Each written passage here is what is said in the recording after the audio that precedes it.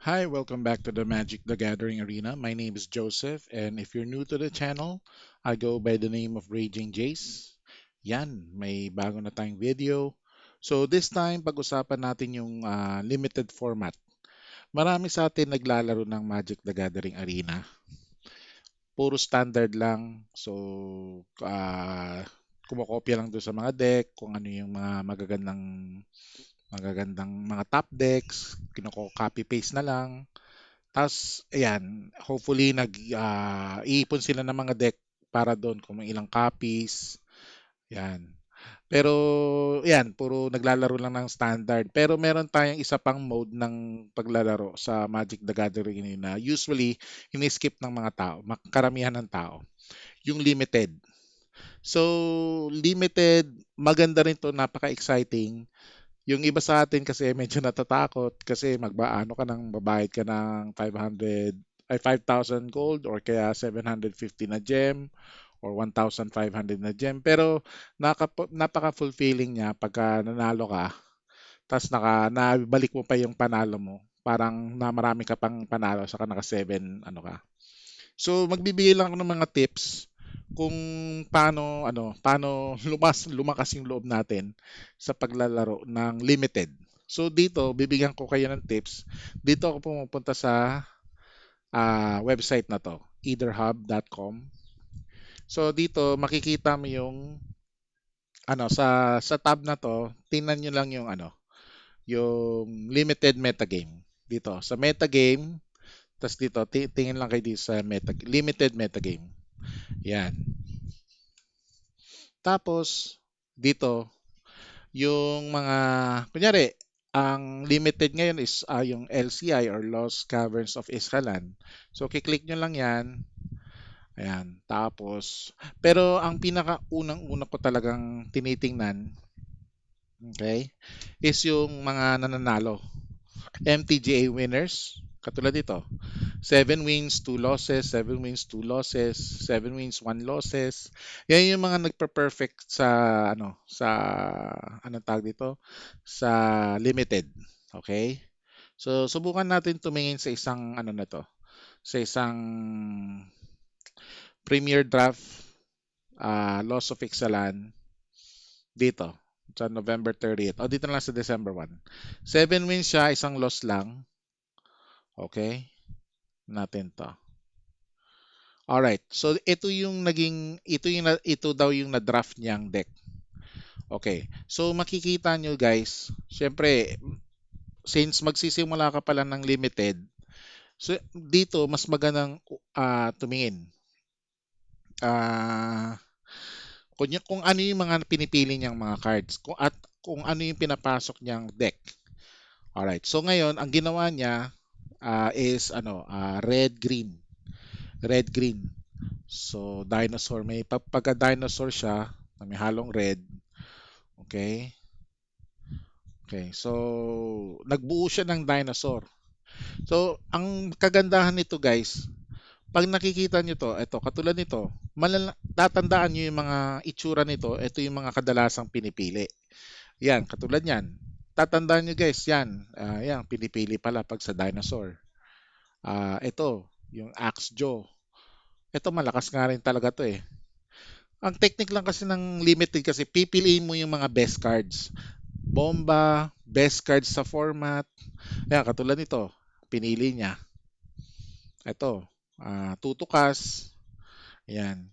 Kailangan, bago kayo sumabak, alam na alam niyo yung mga ability ng ng format na to. Kunyari, yun nga, LCI, Ixalan, 'di ba? May mga descend, yung mga ma, ang tawag dito, cycling, yung map tokens, mga artifact.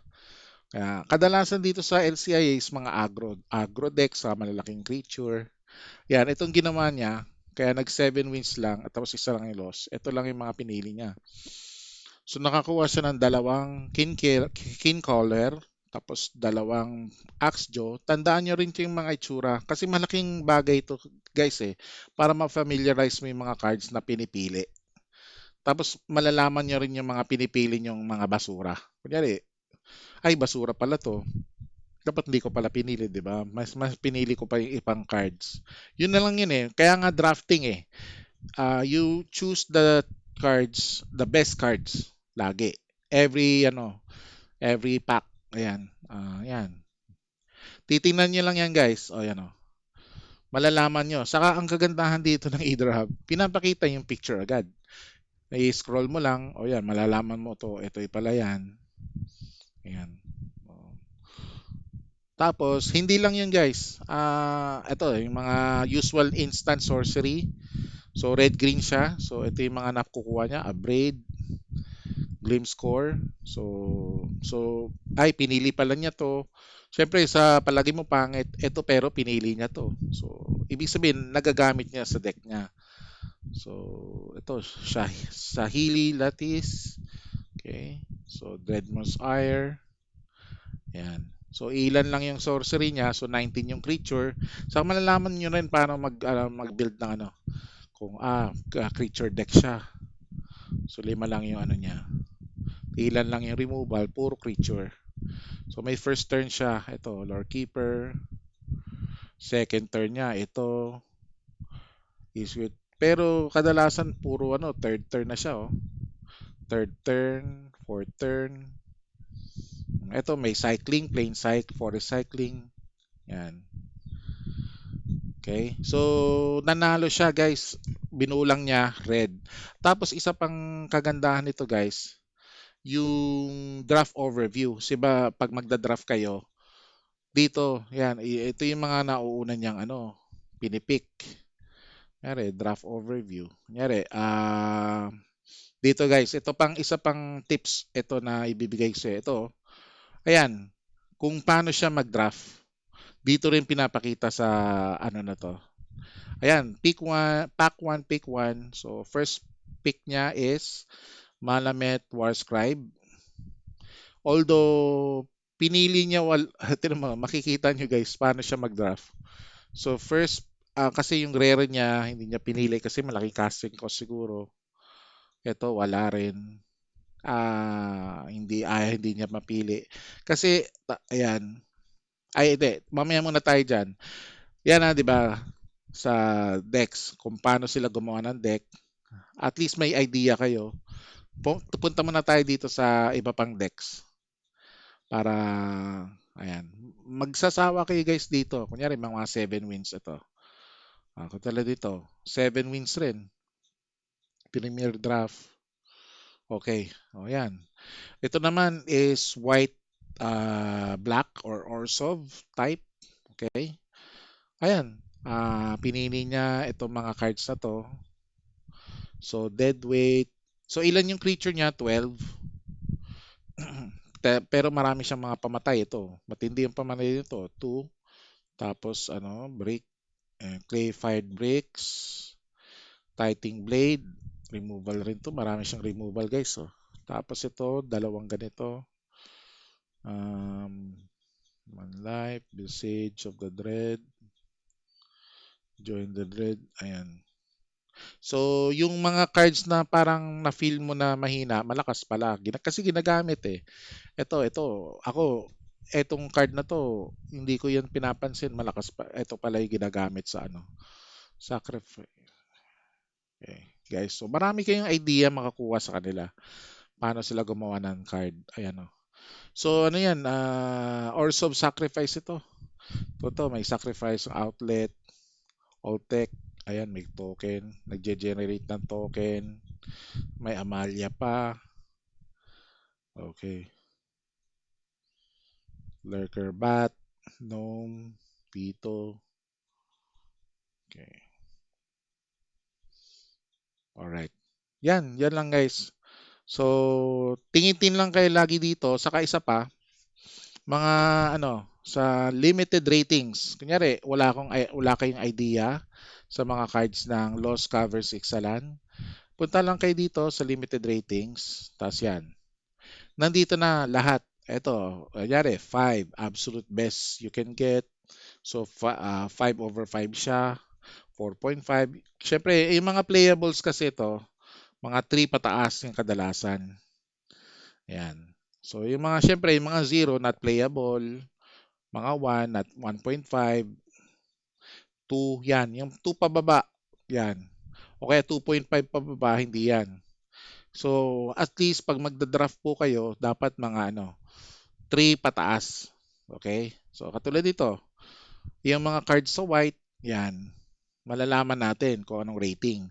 So, syempre, bago kayo sumaba kayo sa limited, sa isang format, kailangan reviewin niyo yung mga cards. Familiarize niyo yung ability. O ito, katulad nito. Pro rating, yan. Saka ang kagandahan nito, meron pang anong tawag dito?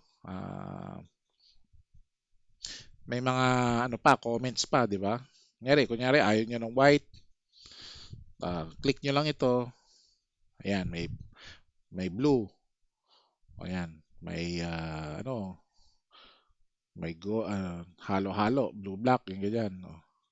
Tapos sa braid, ayan katulad ng braid, ito lagi ko tong pinipili. Malakas to eh. Kasi destroy target artifacts sa damage 3. Malakas yan. Ayan. Malalaman nyo yung rating Pro rating, AI rating. Ayan. So dalawang rating niya. Pro rating, yung professional rating nila, saka AI. Okay. Okay. So ito, may mga commons. Kung ayaw nyo naman ng picture, pwedeng table para mabilis. Ayan. Nyo lang, hover nyo lang yung mouse nyo. Yan. So once na may idea na kayo sa specific kunyari expansion, at least pag nag-drafting na kayo, alam niyo na yung pipiliin nyo. Okay? So balik tayo. 'Di ba? So titingnan niyo yung mga cards niyan, listahan ng cards. Tapos titingnan niyo yung mga nananalo, mga top, yung 7 wins. Siyempre lahat tayo 7 wins gusto, 'di ba? So tingin tayo isa dito.